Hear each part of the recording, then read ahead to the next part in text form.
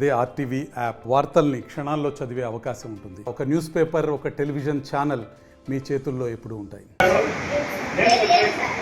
ఈ ముగ్గురు తప్ప మిగతా అందరూ పోతారు. ఇప్పుడు మొత్తం 23 మంది వచ్చినారమ్మా. ముగ్గురు వెళ్ళిపోతారు.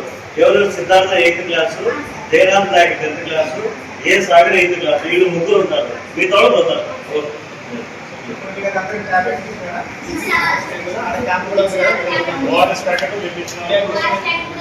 వీళ్ళందరూ ఒక ఊళ్ళో పెట్టించేసి మోటార్ చేపించేద్దాం, ఆడిపోదాం. వీళ్ళని చూసుకుంటాం.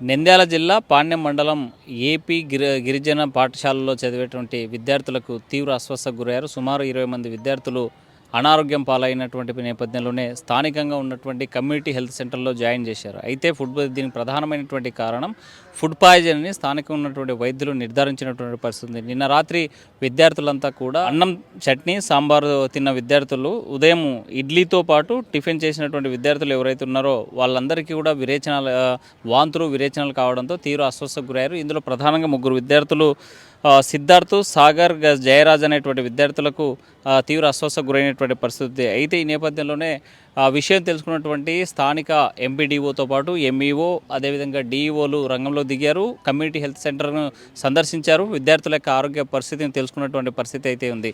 ప్రధానంగా ఈ ఫుడ్ పాయిజనే విద్యార్థులు అస్వస్థ కారణం అనేసి ప్రాథమికంగా తేల్చినప్పటికీ క్లీనింగ్ వాటర్ కూడా లేకపోవడం మరో కారణంగా స్థానికంగా ఉన్నటువంటి విద్యార్థులు చెప్పేటువంటి పరిస్థితి అయితే తాజాగా కనిపిస్తుంది.